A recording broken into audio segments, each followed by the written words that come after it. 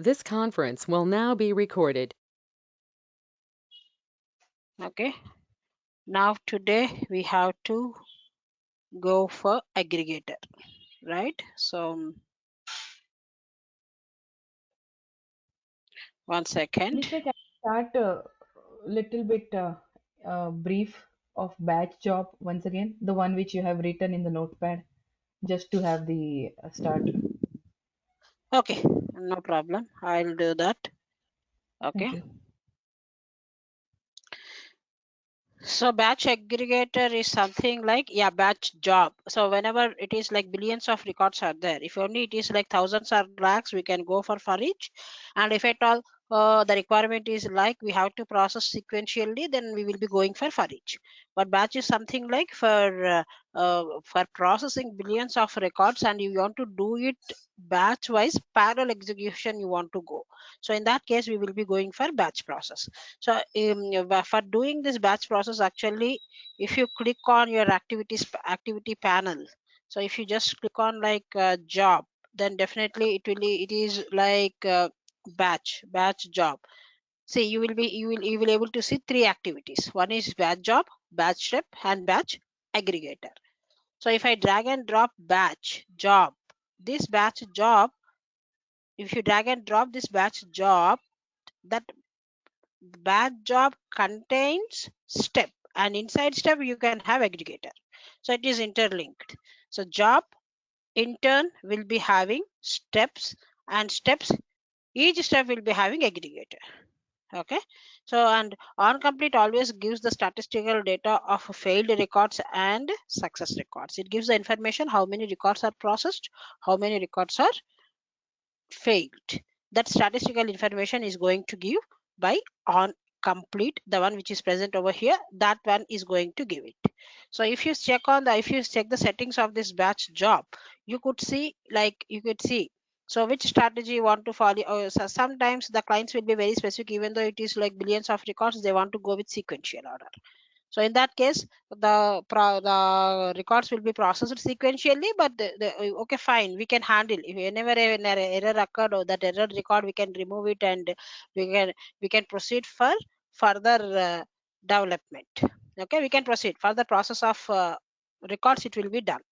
Okay, in case of arrange, there it was halted, it will be halted there itself. But in case of batch, it is a good thing, like at least the failed record can be removed, and it can process the remaining records which are there in the pipeline. So for doing that, actually what we have to do is like at the job batch job level, you need to keep -1. This -1 indicates that, hey job, when you are doing, whenever you are processing, if any error occurred, then please handle that failed record. The meaning is that the -1 indicates like handling the failed records. If at all if you are keeping 0, then definitely it will not handle and it will not go to the failure step. It just okay, it skips that record, but somehow it will not handle. See, failed records, you will take that failed records, and somewhere you will be placing for reprocessing, or you will be sending an email like hey, this record is failed. So that kind of information, if you want to send that feasibility will not be there if you are not keeping -1. If you are keeping like 0, it will not work. Definitely for handling failed records, definitely we need to have -1. This is like important point. If you are not keeping, then failed records will not be handled. That is the problem over here. It will not go to that step first of all. Okay, I'll showcase that anyhow. Okay, aggregator is something. See, in your batch, for example, thousand records. So, okay, you are having 100 records. 100 records you want to put it in some database. So what happens what this aggregator will do is 100 records processing it will do. It will do means commit it will not perform. In the aggregator activity, the commit will be performed. Aggregator, whatever the records is previously it is holding, it aggregates it and it commits the transaction. So aggregator is, long story short, it is generally used for committing the transactions. Okay, that we have to remember. So for doing this exam, for in order to understand this POC, let us in order to understand this concept, let us go for one POC. So in this POC, I will be taking two tables.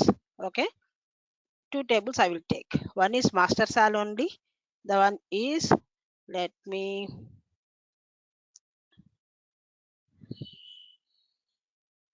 I'll go with master sal. So the table is same, the same ID salary will be there, and another table is unique table. Okay, unique master unique table. Okay, master unique table. Master unique is something like I have kept unique constraint on that table.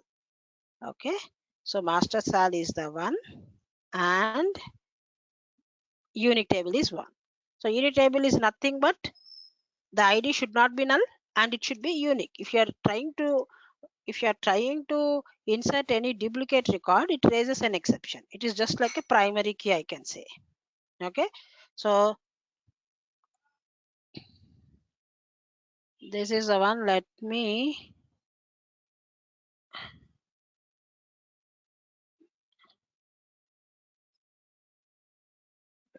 check if I have. Okay,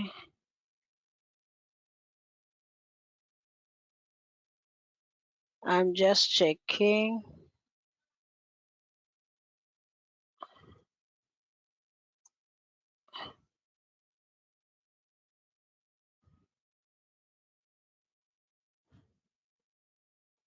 Master sal. Okay, yeah.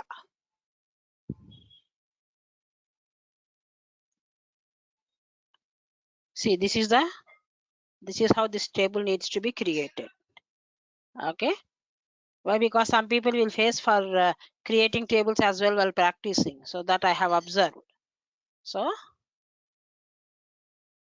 in this POC, the same thing I will be performing. Okay, so these are all the two tables. Okay, master table, and see the creation of this, how you no need to, so no need to worry, you can create one more table, unique table, in this way. So here, create table master sal unique, and this will be not null, and to this ID I am keeping a constraint unique. So what does it indicate? If I am inserting the same ID again into this table, it will raise an exception. Okay, it raises an exception, it errors out. Okay, so what is my intention here is, first I will get the records from the master sal and I will try to insert it into the unique table. So the difference here is, in the master sal I have duplicate records. If you observe in the seven records, 3 is like repeated record, id3 id3 this is repeated. So when I am inserting into unique table, definitely it has to raise that exception. That raised exception, we need to handle it, right? In the batch processing, what I'm trying to say, whenever any error occurred, that record we have to identify and we have to process remaining records, that we should see live, right? So that is the reason what I have tried is, like, I created one unique table. When we are inserting the duplicated ID value, definitely it raises an exception. Then in that case, it will go to another step, and there the failed records will be handled. That is what the intention is. Are you clear on this POC? So this is how the table will be created when you are doing your practice. Yes, you can create the table in this way. So for normal table, for master sal, this unique ID is not required. Only not null is also not required. ID number, salary number is enough, right? So just I am giving this query so that you guys will not suffer in creating at least tables. Okay, I have pinged you, you can copy that. Okay, for normal master sal, that also I will give. Again, people will get halted for creation of table, so I don't want to do that one. But insert few records while you are doing this. Not null is also will not be there for master sal. Okay, and this is also not there for master sal. Okay, and insert few records. Before you are getting records from the master sal, try to insert few records, like 7 or 8 records. You can just insert it and then you try to do the POC, then it will be helpful. See, both the queries I have given for creation of tables. Okay, so now what I'll try to do, I'll try to create a batch. Okay, let me start with my listener. Okay, we know it. Normally, we will be keeping our listener for initiating the transaction. Yes, in the source, it never changes. It remains same. Okay, batch, BAT. I'm just keeping like BAT. Okay, now I want to get the records from the master cell. So let me drag and drop this select query. Okay, my before batch job, just we need to get that records. Okay, get records from master cell.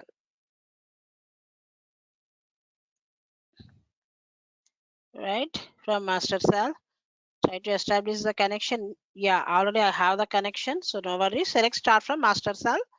That is what we are in normal query only. We know like normal query, so I am not discussing much on this. Select start from master cell. Okay, and try to keep the transformation.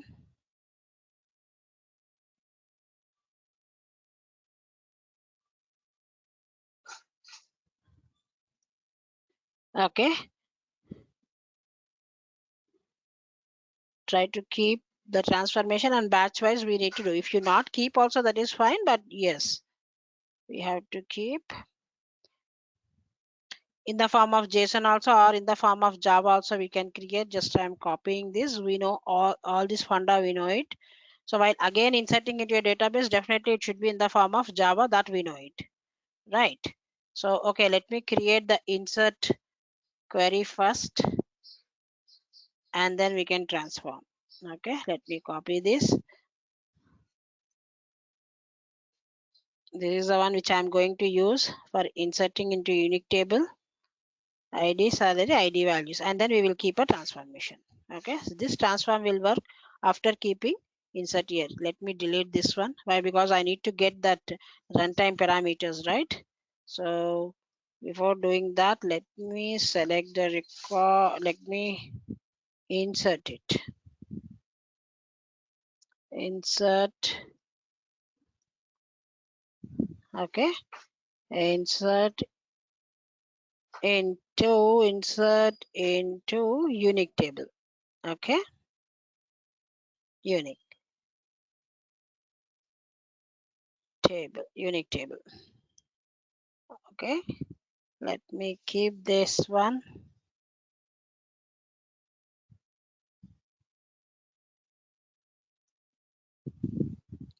I have kept this. Okay, and try to observe this batch step. Batch step is there. In this batch step, I want to handle only success records. Only success records I want to handle. I want to handle only success records. So for handling success records, what you have to select here, you have three options: no failures, only failures, all. No failures, the meaning of what is no failure? No failures meaning, the meaning is success records only. No failures indicates success records, right?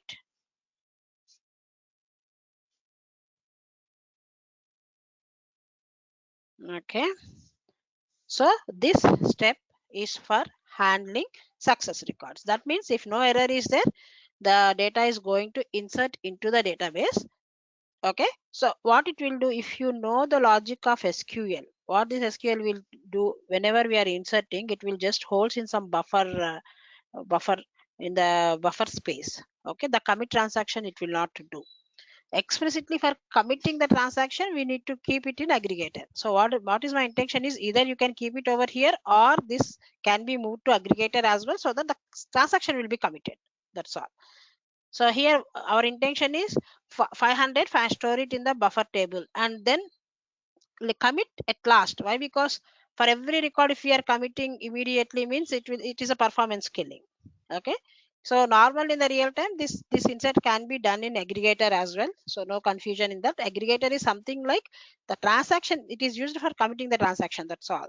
So if you want to commit the transaction after processing 100 records, you want to commit it, keep it in aggregator.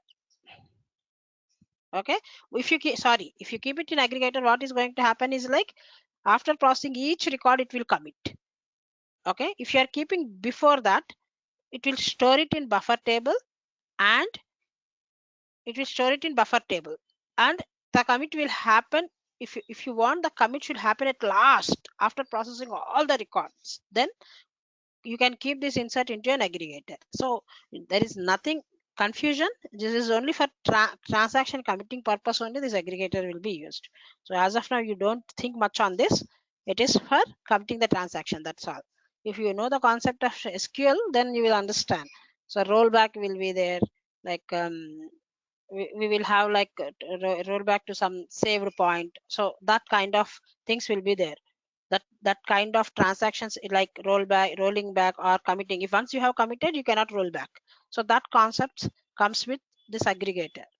If you want to commit the transaction after all the block execution, try to keep this insert in aggregator, so it will process first and at last it will commit. Okay. So it really, when we are really working in the real time, then at that time we will understand that. Okay, fine. So now this is something like we have kept the insert, and this step is for, as I said, for handling the success records. Now I will try to keep one more step, and that step can be used for one more step I am keeping.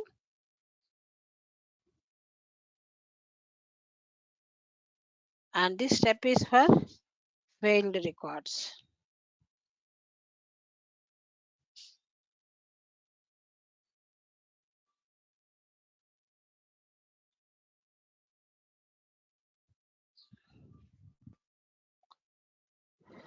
Failed records. So here the failed records will be processed. So here you have to select only failures. So what happens, see, in this job, here you have mentioned -1, right? So whenever an error occurred in this block, so what it will do, the thread will immediately goes here, and the failed record, what you want to do with that failed record, here we can configure. Okay, it will move to that other step. If you are not keeping that -1, it will not move. Even though error occurred, it just ignores, and the transaction will be processed further. So definitely in the real time, you need to handle that failed record, right? So whenever a failed record is there, that failed record you have to capture, and you have either you have to send an email, or you have to write that file in somewhere in the file system, or in the queue somewhere. Something we will be doing with that wrong record, that faulted record. So for handling that, definitely it has to move to this step. If you are not keeping -1, it will not move. The failed record will be ignored here, and further other records will be processed. So we will not have any clue on faulted record. So faulted record, what is the record? Either record 3 has failed, or 4 has failed, or 5 has failed. We will not have a clue if you are not keeping -1. If you keep -1, then it will go to other step. And in the other step, whatever here you are writing, that it will perform that action. Okay. So as of now, I'll keep the logger for tracking. So failed record, like what payload it was failed, just I'll keep a record. You can track it, and you can write it in a file or in some database or in queues. Yes, that you can do it. But yeah, currently now we will see like how this is going to work. Okay. So if it is like, see, failed records payload, okay, I'm confusing. See, record, failed records. If you are not disabling, and one more thing I want to keep you, the failed record. See, if you disable this, and if you enable this, that is fine. You can directly keep like the failed records are, you can directly keep like payload. Okay, you can directly keep payload, but you have, if you are enabling these effects, you have to keep this in quotations, and payload will be recognized. If you are disabling this, this is same as When if fx is activated, we know that whatever the static value you are writing, that it should be in the quotations, that we know it. Okay, if you don't want to use this fx, even that is also fine, no need to keep in quotations. But for payload it is not understandable, right? Why? Because we have not enabled fx, so payload is not it is not able to understand. What you can do is you can keep hash, then it will give hash payload. So this indicates it is we are trying to invoke the payload. Okay, this indicates sometimes we will be using, instead of enabling this fx, we will try to keep some hash and payload. See, enabling this is a small point only, but you have to understand if it is really required. See, I am using only payload. Other than payload, I'm not going to use any properties or anything FX related mule expressions properties. I am not going to use. Only for payload sake, enabling this kills the performance. That is the only thing. So if you feel like only payload is required, then better to go with this only. Disable this FX and you can write in this way. Why? Because other than payload, I'm not retrieving anything else, right? If you are trying to retrieve even other properties, means you can go for fx. So it is a minor point only, but this indicates like how good, how much good API we are creating. The API, whatever the API we are developing, it should be in such a way that it should not kill the performance. It should not kill the performance. We have to take care, like when it is required, then only we have to enable, otherwise no. That we have to follow.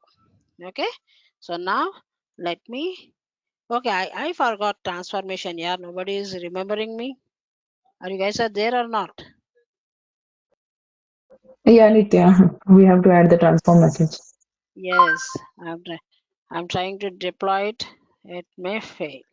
So batch is something, it appears like simple topic only, but it plays a very, especially in the real time, like definitely when the business is more, these people, instead of listener, they will keep some scheduler. Every 15 minutes they will run a job. Okay, every 1 hour or at specific days they will run the scheduler.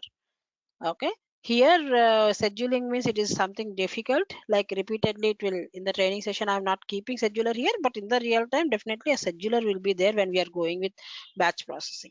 Definitely each organization, like night 12 o'clock they want to run all the job. Take bank example only. In the bank transactions, after 4 o'clock, after 4 o'clock those people will close the doors and they will not allow.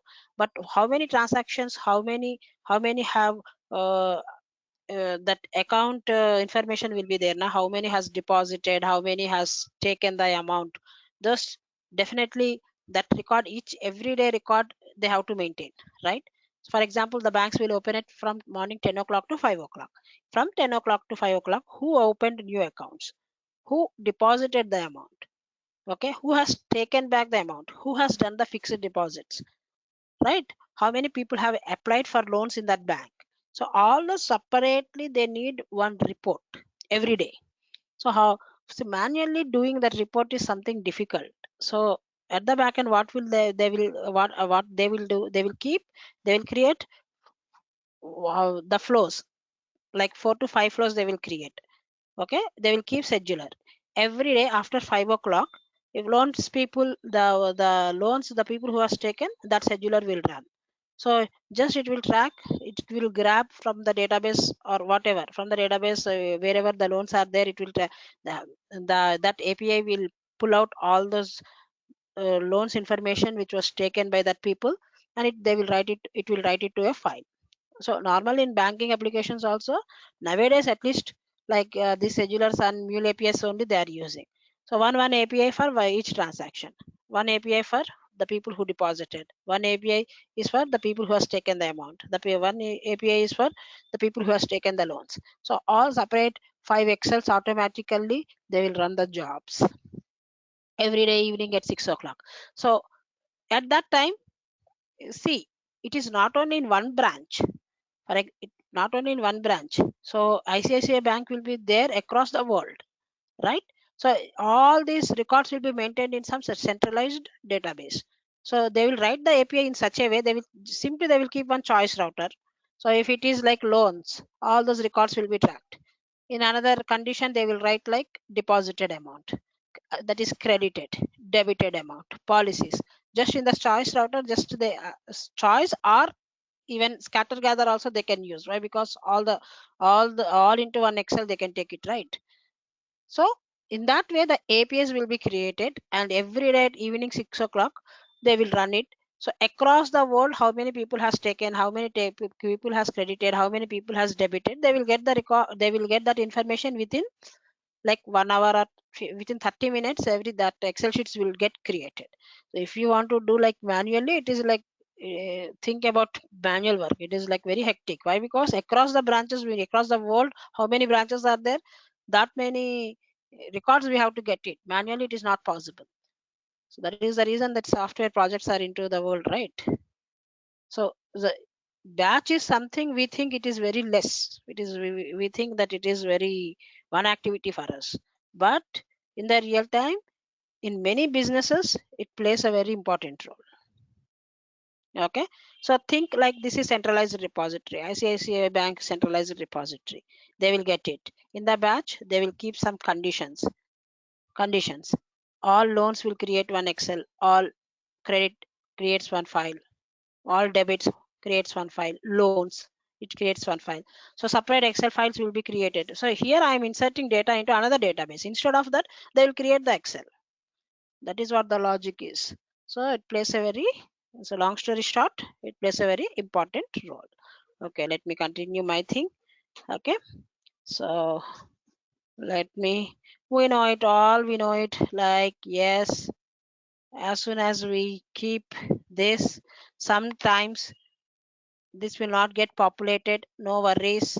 Then in that case, manually we have to write, oh, Control Z, sorry, this thing. Okay, manually this ID, SAL. So don't ask the questions like you have not kept like quotations. If you keep the quotations also, it is fine. If you does not keep the quotations also, it is fine. It will work. Transformation will work. Okay, for ID, quotations can be there, or if there is no quotations also, it will work. No problem in that. Okay, so we know it is a number. Even though it is number, just I am stating it as number. Why? Because there is a chance like it can able to take it as a string. In the last example we have seen, it clearly given like it is a string id.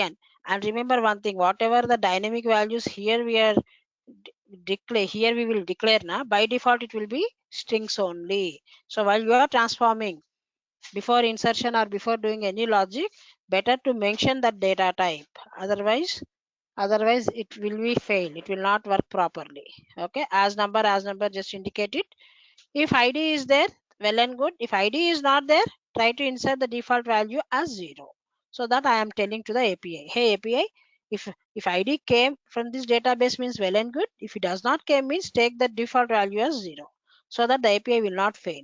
If you are not keeping this, and if you are not keeping any defaulted values means there is a chance like it may get failed. Why? Because here for this table there is no restriction. I have not kept a restriction like ID should be there at the table level.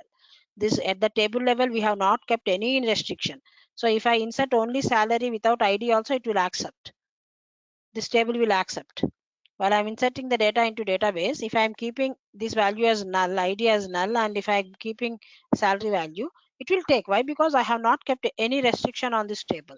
But in this table, I kept a restriction like unique constraint restriction I have kept. So that is the reason this fellow will not allow. But this fellow, there is a chance like it allows null values as well.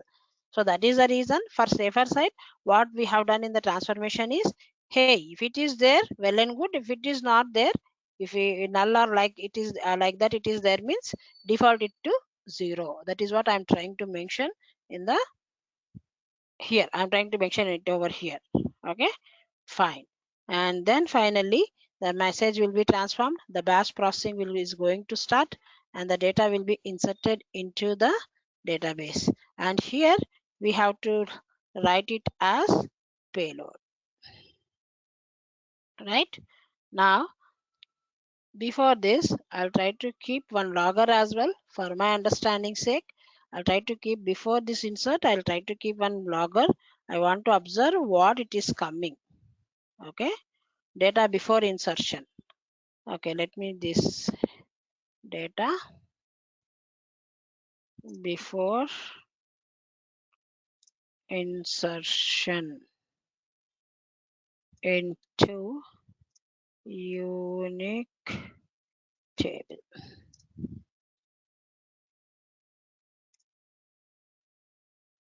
Okay.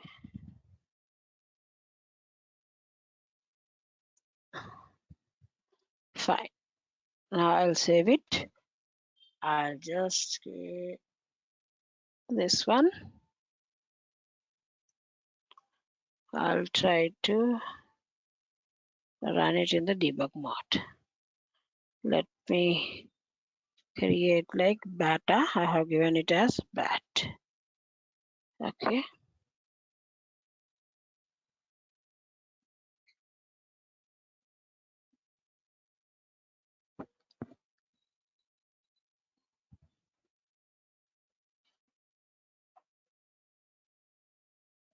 Let's see at the project.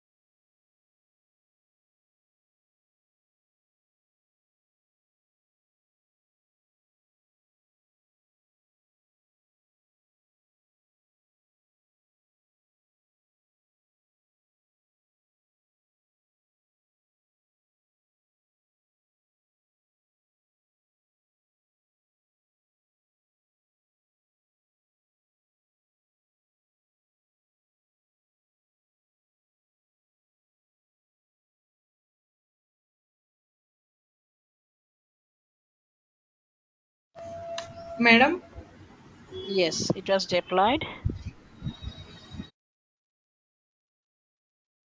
Now we will see. Okay, well, now we will initiate the transaction. Let's see. See the records came. Try to observe clearly. Okay, before I'm keeping the next processor, let me check if I have any records in the salary backup. Unique table, sorry. Unique table, I have forgotten to check whether it is there or not. The records are there or not, I have not verified. So let me verify that. Okay. Let me check if I have any records. If I have any records, I have to delete them immediately. I have to delete them. Otherwise, it will raise an error. Okay. So let me delete all the records, then we will see. Then we can see the difference. So all rows are deleted. Let me commit the transaction. Okay. Now if I select it, no records were there. Okay. Now come here. Now go to next processor. Okay. Yes. How many records are there? 7. 7 records it came. And sorry, my batch size I have kept like 100. If I keep like 100 records are not there now. Okay, let me keep it like 2. Let me kill the transaction. Let me redeploy once again. Why? Because 100 records are not there, right? So it creates a problem. Block size, I have only few records. So let me update it as 2. block size will be 2. Okay, let me save this project and redeploy. Okay, let me right click, debug it. Okay,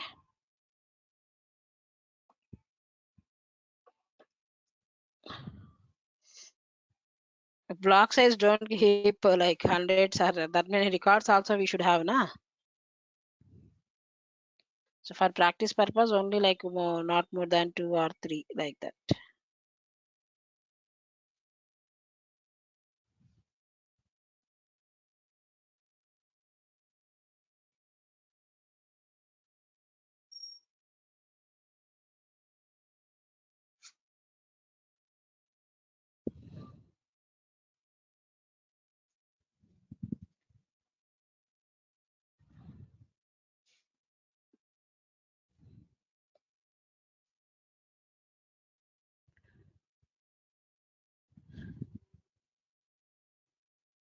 Is it deployed? It is initialized. It is not yet deployed. Let it deploy.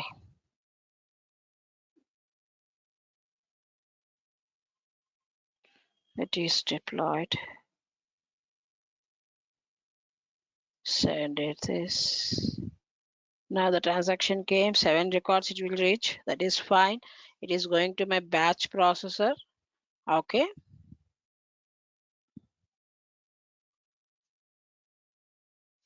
It went to this success records one. Okay. So let me execute to one record has already, one time it was already clicked. See, the processing means what? Here. Wait. Which record it was? ID is equals to 3. Okay. Data before insertion into unique table. Batch size 2 I kept. So once the logger executed, so ID is equals to 3, sal is equals to 3. One more time it will execute 1, 3. 1, 3 IDs. Now this, why? Because I kept batch size as 2. So 3 records, first it will have a hold and then it will go for insertion. It is going for insertion. See, before this, I don't have any records over here, right? I don't have anything. It was not inserted yet. One time it inserted. So let me check. One record got inserted. See, while processing, third record came first, and first ID came later. Third ID came first. Even then, it is not bothering. See, randomly, parallelly, it is posting, right? So that is what by default the batch process behavior will be like parallel execution. This indicates. This clearly says us. Second time I have done. Second batch also came 3 and 5. That is the next batch. Okay.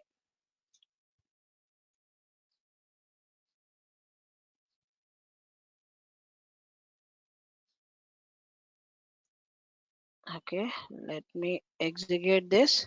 Second record was inserted. Okay, 1, 3. So, but in our master sal, we know like the third record is a duplicate record. Try to keenly observe that.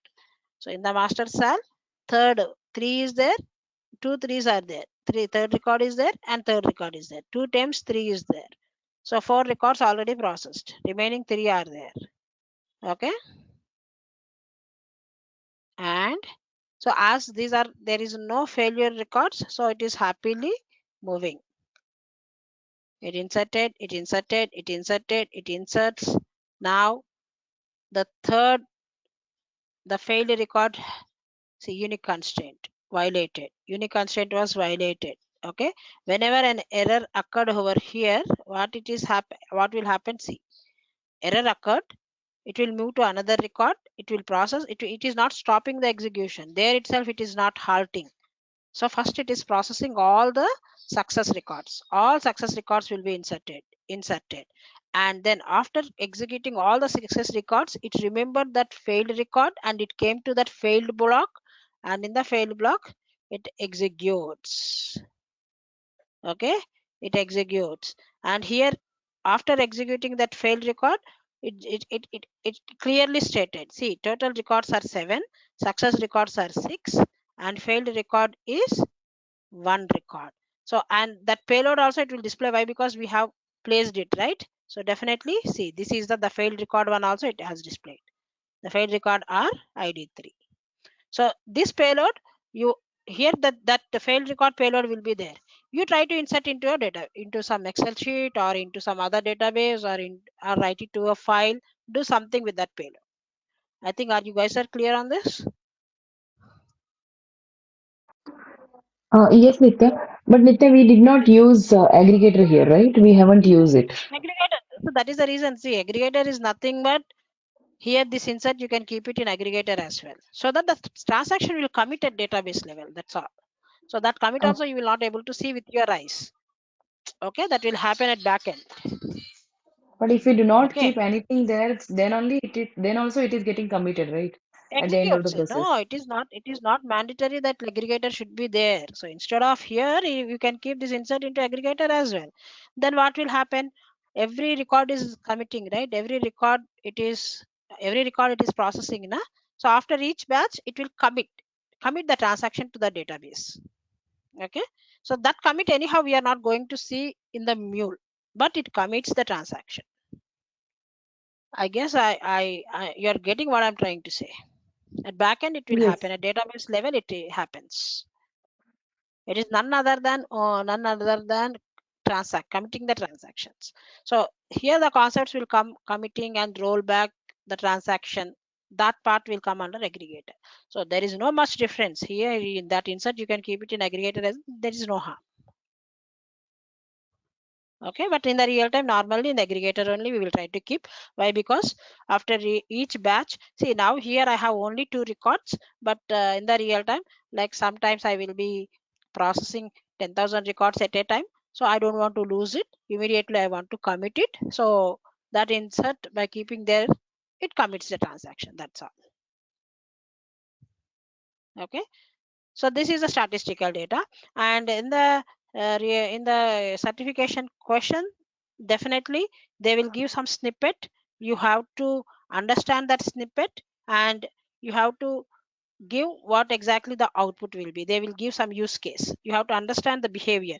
See, what is your homework is, don't keep this -1. Okay, at the job level here I kept the -1, so that is the reason it went to failed step. What is your homework is, try to keep it as 0 and try to implement the POC and tell me the output, whether it will go or it will not go. What happens to that record, you have to say me. Is that fine? Is that okay? Yeah, Nitya. Keep the job. So I think you remember that what I'm trying to say. Job, under job you will have that. Where is that parameter here? Yeah, max fail records. Keep max fail records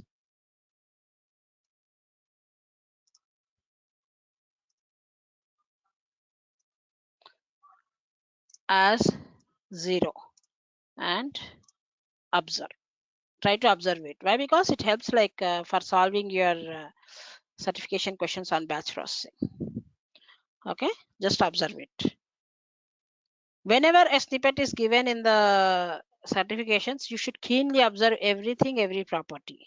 Okay, so this is some key point. -1. Okay, got it? Hey guys, you got the points, right? Yeah, Nitya. Yes. So tomorrow I'm going to start RAML. Okay. So Nitya, do we have class tomorrow? It's weekend, right? hey, what? For you it is weekend, I guess. For us it is Friday. Oh, okay, Friday. Yeah, yeah, yeah. Yeah. Okay. I think you are daylight saving, right? No, no, no. It's they have holiday here. Sorry. Oh, you have holiday. So you thought like Here also No, it no, is. no. Okay, We'll be no having the worries. class. No Only like problem. 40 Yeah. minutes or 50 minutes, right? You can, Yeah, I yeah. guess. No Right? problem. Yeah. Okay. Chalo, guys. Chalo. Thank you. Okay, Nita. Yeah. Thank you. Thank you for today. And the new this topic was completed for an batch. Tomorrow, Ramal. First introduction I will give. Okay, anyhow, 10 minutes is there. So just let me give some brief what I'm trying to tell tomorrow. Okay. Anyhow, time is there, so don't want to waste the time. Okay. So Ramal is nothing but, see, till now what we have done. We have created our flows. We have created our flows, everything, thinking that listener is there, right? So whatever is there, whatever the POC I'm doing, just I'm creating one flow, I'm dragging and dropping listener. So what all the activities I require, I just dragging and dropping and I'm doing it, right? So this is like normally for training, and the people who are learning this mule, those people will be doing it. But in the real time, what happens is, right, first we have to, as soon as the requirement is given, for example, it is like banking application. In the banking application, think that account module is given to you. Account module is given to you. So in your requirements, first you have to understand, related to that account module, how many flows will be there. So account module, definitely account module in the sense, create account will be there. That is nothing but posting the message, right? Post method, creating the account, right? Updation of account. Updation means, yeah, update. So update method will be there. And deleting the record. Deleting the record in the sense, if the user wants to close his account, then delete the account, right? So for closing, definitely we have to delete all the account information, right? So that is like deleting the records. Again, it is some posting. So, and again, for updation, for you, if you want to update something, first you need to get the records, right? First you have to get the record, get the information of that particular account, and whatever the request that fellow was raised, whether updation of mobile number or updation of address, whatever the updation he want to perform, that you will able to do only after retrieving your account information. So automatically, or whatever good or bad, definitely we need to have one get method as well. So if any API is given for implementation, first you need to understand the requirement. Hey, for this API, how many methods are there? First we have to get that clarity. Okay, by seeing this, I am saying like, okay, almost 4 methods are there, right? So that understanding, I got one thing, 4 methods implementation I have to do. So here 4 methods implementation is nothing but indirectly 4 APIs I need to create. 4 APIs in that sense, it is nothing but 4 flows we need to create. So 4 flows we need to create, that is coming with our in our mind, right? That flows abstraction, we have to write it in the ramal. 4 flows abstraction. Abstractions means what? Abstraction is nothing but 4 flows, right? For example, take the get method. Get methods. For this get method, what is the input you are giving? What is the output you are expecting? That actually, what is the output you are expecting?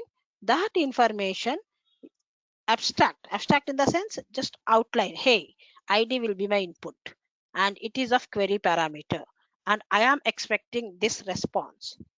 So if I am giving the id, what is the response you are going to get? So his id number, first name, last name, and what details you are expecting. If you are giving that id, you will be having some expectation, right? These details I need to get. So that output, sample data, everything you have to define it in your raml file. So that is for one flow. And second flow also the same case. So update, for update method, what you are going to, what is the input for updation, and what is the expected output. So everything abstract for each and every operation. What is the input? What is the output? And if at all the input is query parameter, you have to specify that in your raml file. Hey, here in the raml file, hey, for this method, this is the input, and this input I will be getting in the form of query parameter, and this is the sample input. like the sample input, some data we will give and sample expected output. So for this operation, this is the template. And again for second operation, the same thing. What is the input? What is the output? If at all, if you want to throw any exceptions, the exception data also, how you want to see that sample, everything we will be wrapping up in a YAML file. First one template we will write. After writing a template, using that template, I will be creating the flows. Using the template, I have to, so here I am doing some reverse engineering. Instead of directly jumping into the flows and directly creating the flows, what I'm trying to do is I'm creating the YAML template first, and using that template, I'm going to create the flows. So it is, everything is reverse now. Reverse. So create the template first. Using that template, generate the flows, implement your business logic, deploy it to Cloud Hub. That is what we have to do, and that is what we are going to do tomorrow. So is that clear? Have you understood?